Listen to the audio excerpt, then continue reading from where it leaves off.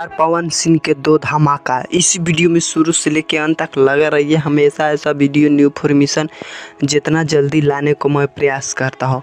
Power star Pawan Singh के गाना नहीं आ रहा था। अब पावर स्टार पवन सिंह धमाका मचाएंगे भोजपुरी इंडस्ट्री में। और पावर स्टार पवन सिंह तो ऐसे धमाका भोजपुरी इंडस्ट्री में मचा ही देते हैं। जब आते हैं लेट है, लेकिन आते हैं तो धमाल और बवाल भोजपुरी इंडस्ट्री में पावर स्टार पवन सिंह मचा देता है। पावर स्टार पवन सिंह इसलिए मचा देते हैं कि पावर स्टार पवन सिंह को फैंस है जो खलबली मचा देता है भोजपुरी इंडस्ट्री में।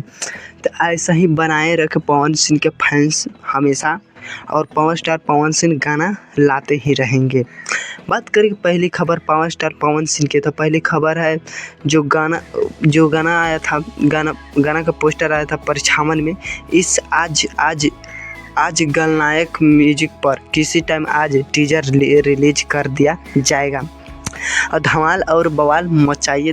और बात करिए गाना कब आएगा, तो कल सुबह मतलब 6 तारीख के सुबह रिलीज कर दिया जाएगा।